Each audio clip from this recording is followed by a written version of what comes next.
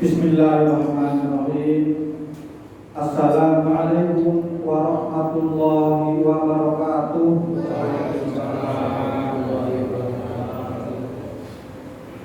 Alhamdulillahilladzi anzala ala 'abdihi al-kitaba wa lam yaj'al lahu 'iwaja.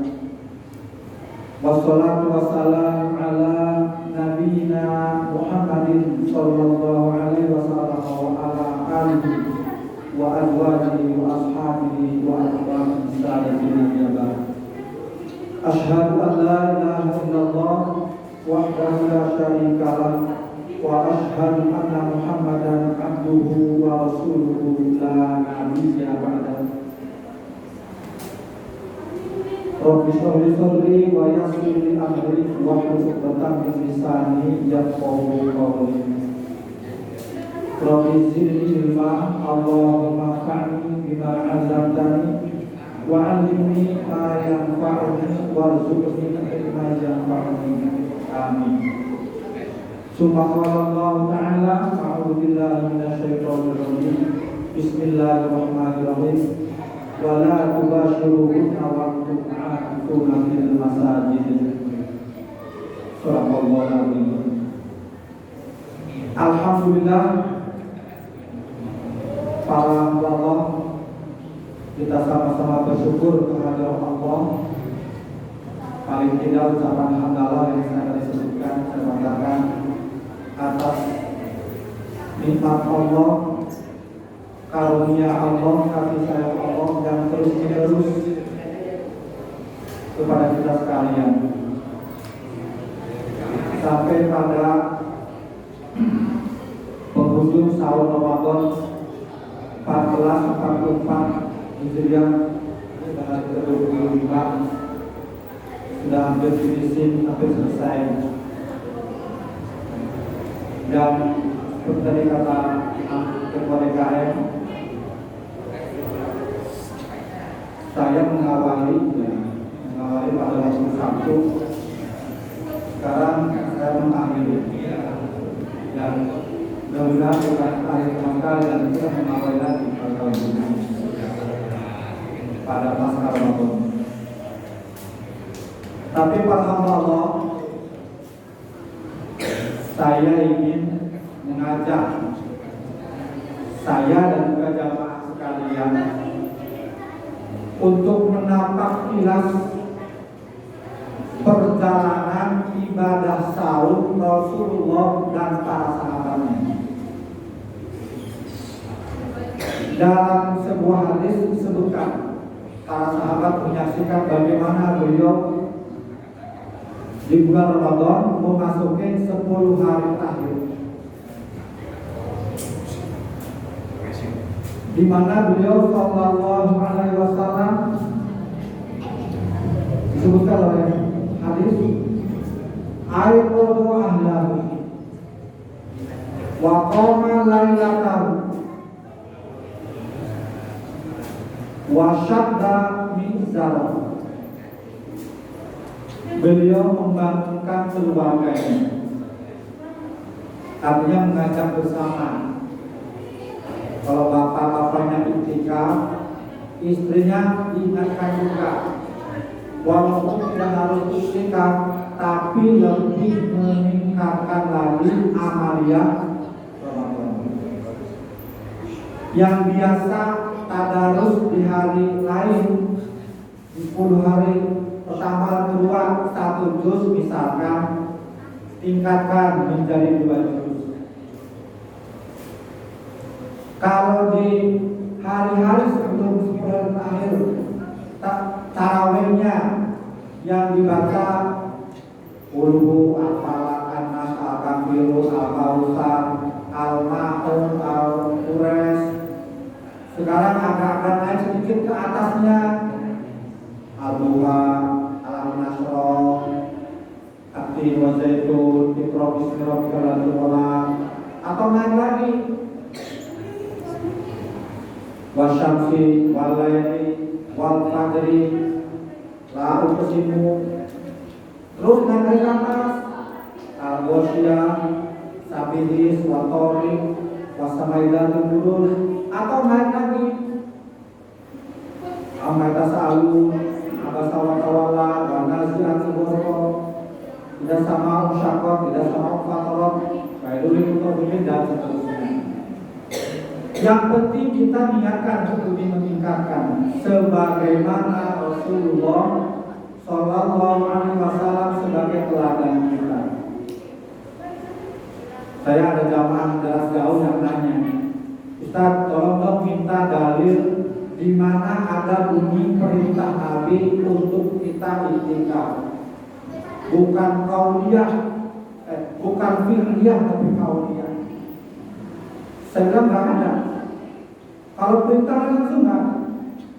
Tapi Allah mensinyalir adanya perintah lewat firman-Nya, wala tubashiruhunna wa antum aakifuna fil masajid. Janganlah kamu sekali-kali, ini bahasa biasa dalam Al-Quran, kalau yang bermakna menggauli istri itu nggak pernah langsung. Di ayat Quran itu paling langsung. Juga tata ramah, kesopanan Quran itu luar biasa. Ya, yang mana kita pun harus meniru seperti itu. Jadi saya menyebutkan kata-kata itu karena untuk lebih mendekatkan logika kita dan pemahaman kita aja. Kan suka banyak tuh para penceramah suka agak menyaring kata dari kalimat, kata-kata kasar keluar dari lisannya. Nama binatang disebut-sebut, nama-nama sumpah serapah itu seharusnya dihindari. Ya. Bahkan dalam ilmu jiwa, ilmu psikologi itu nggak boleh. Misalkan kita ngatain anak dengan kata-kata yang merendahkan, membuli, itu nggak boleh. Karena nanti akan mempengaruhi jiwanya. Ya, dasar kok, sebutkan kata-kata buruk, misalkan maaf. Itu kalau keseringan, nanti bawah sadar anak akan menyerap, memaknai bahwa itu kalimat yang permanen dalam pikiran saya atau jiwa saya bahwa saya memang begitu. Akhirnya berubah, yang kita maaf, yang orang tua yang kadang suka telah itu sama kata-kata kasar harus kembali ke perintah Allah. Jadi janganlah kamu menggauli istrimu sementara kamu sedang iktikaf. Ini artinya perintah. Tapi karena hukum iktikaf itu bukan fardu, bukan wajib, tapi sunnah muakkadah, maka kalimatnya pun tidak disebutkan secara langsung, tapi menggunakan kata-kata seperti itu.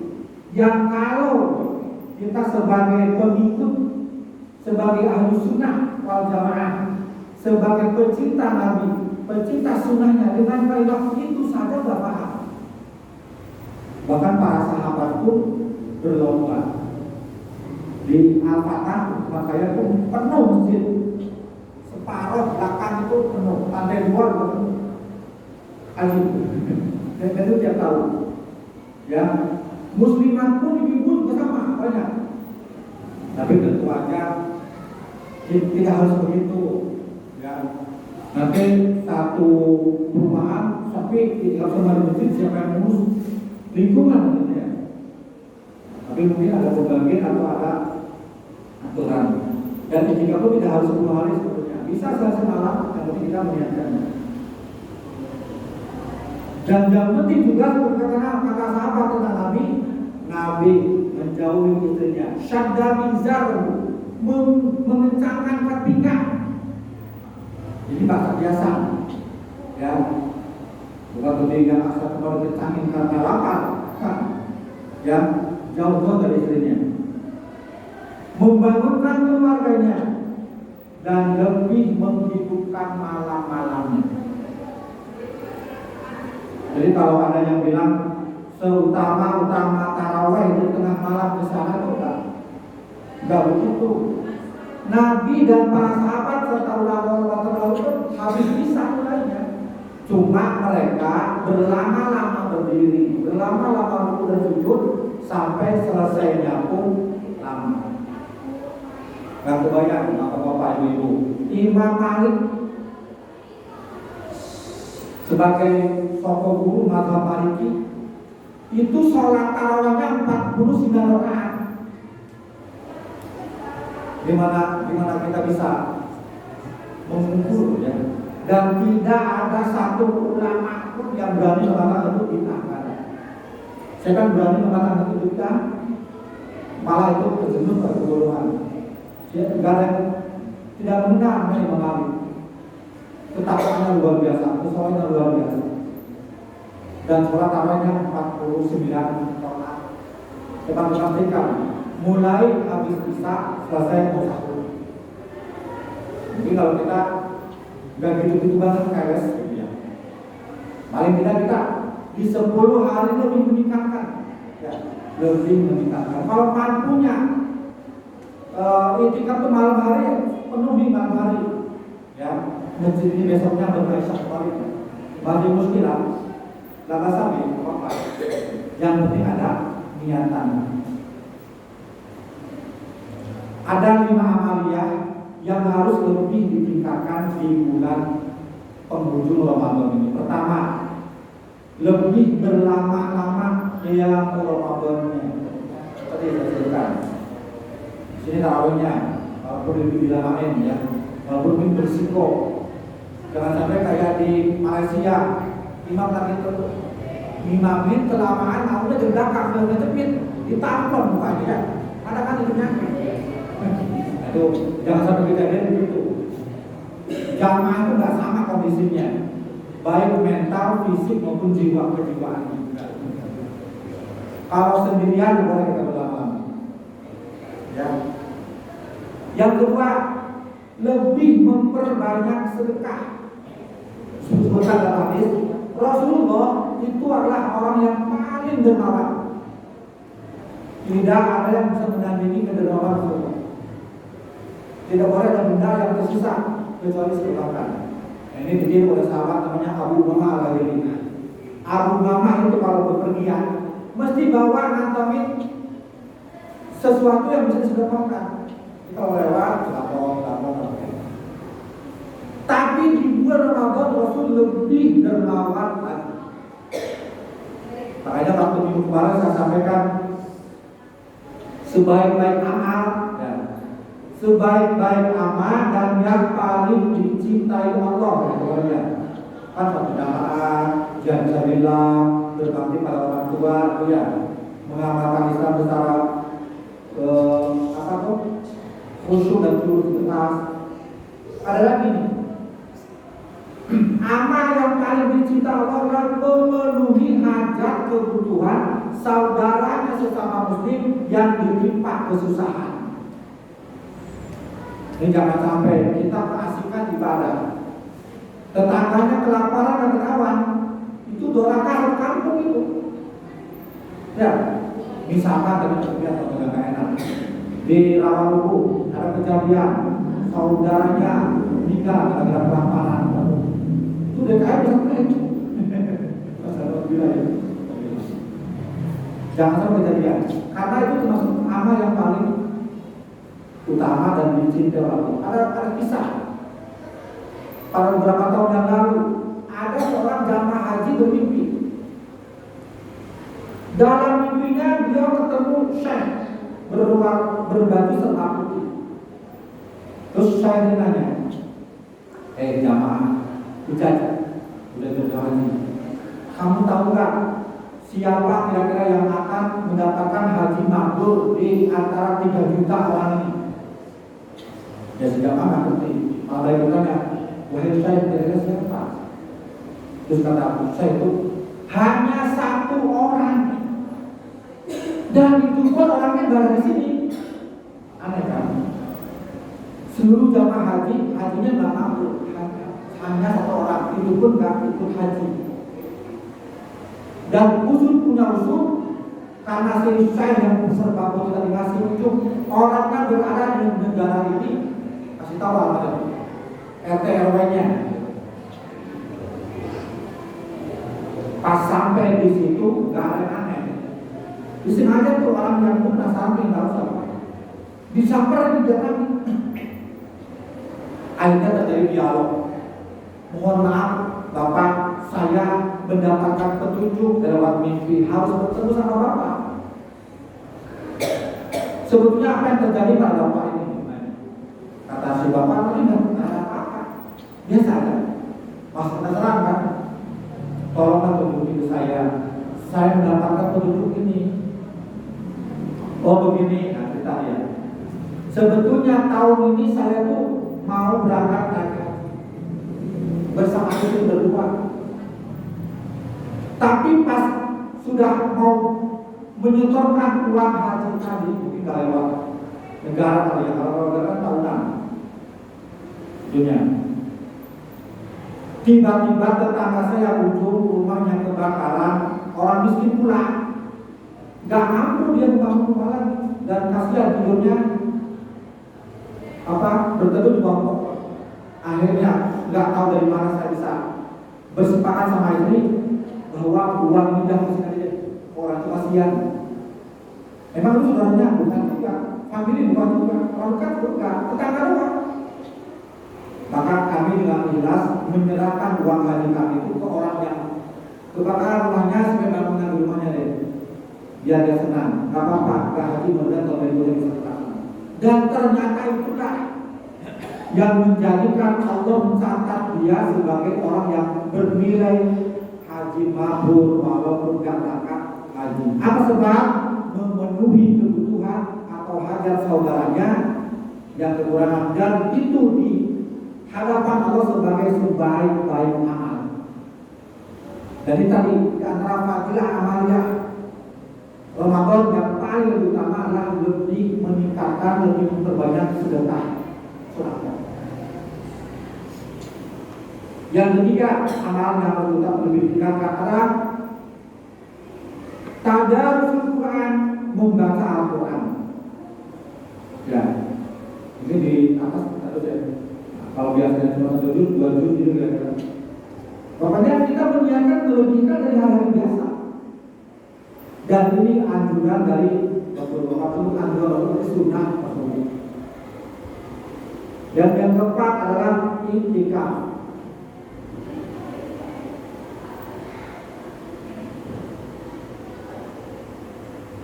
I'tikaf di masjid yang definisinya di masjid yang biasa digunakan kalau jamaah Imam Ahmad, itu definisi dari ulama. Dan tidak harus dipakai tempatan, harus musola pun dari yang penting dipakai sholat berjamaah di mana di sana. Ya, dan itu pun juga luar biasa fadilahnya. Bagaimana tidak ya, kita mengkhususkan diri dalam ibadah di masjid. Semua kita lakukan di masjid. Ya, semuanya. Sedekah pun bisa kita lakukan di masjid. Bisa lewat doa ya. Keluarga yang bumi dan sedekah bla ya, bahkan ada hadis tentang orang yang supaya ketiga membantu saudara yang kekurangan lebih baik daripada haji dan umroh, itu ada hadisnya ternyata. Maka dari itu tadi saudara kita yang gak dari haji dan pahalanya mendapatkan pahala haji mabrur karena berdasar hadis tadi sebanding dengan lebih baik daripada haji dan umroh. Yang keempat, i'tikaf. Dan yang kelima, memperbanyak zikir. Kan ada hadis tentang nih, kadang ada di antara saudara kita yang saklek mengamalkan hadis. Kapan kita membaca Allahumma innaka afuwwun tuhibbul afwa fa'fu anni ya fa'fu. Sebutkan kalau kamu melihat Lailatul Qadar. Sementara kita nggak bisa melihat pakai apa? Pakai mata, tandanya apa? Tidak ada satu makan, satu hati, satu ayat pun yang mengatakan ketika kamu memasuki malam yang di situ malam Qadar, kamu akan menemui hal-hal seperti ini. Bla ada juga hadis yang mengatakan nanti besok paginya matahari cerah tapi tidak panas, udara benda-benda seperti malas bergerak, terasa nyaman, damai, tenang. Itu pun besoknya udah lewat harinya. Nah, maka bagi kaum muslimin yang la'allahu yasudun, kata Allah memang cerdas bisa mengintip kapan Tuhan Qadar, maka dia menyambut bukan menunggu.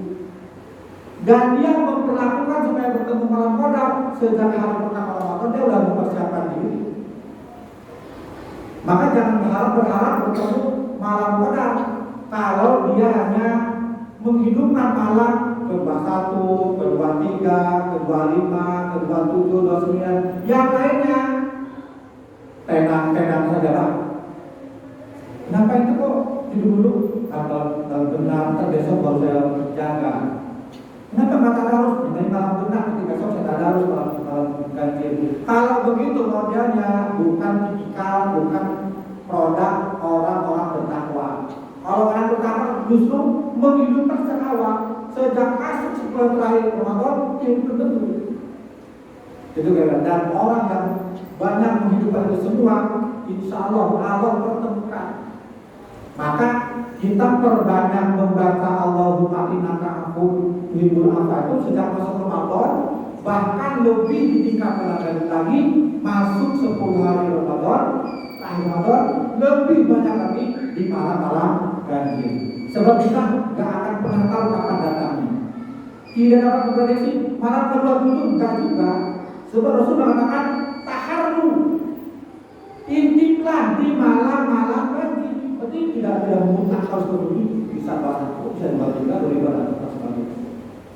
Ya, itulah pelaku yang ditekankan dalam sunnah 5 hal yang harus kita perbanyak atau lebih tingkatkan. Sholat malam, tadarus Quran, sedekah, iktikaf, dan terakhir banyak-banyak zikir. Zikir yang paling utama tadi Allahumma innaka afuwwun tuhibbul afwa, atau zikir-zikir yang lain dalam berbagai hal.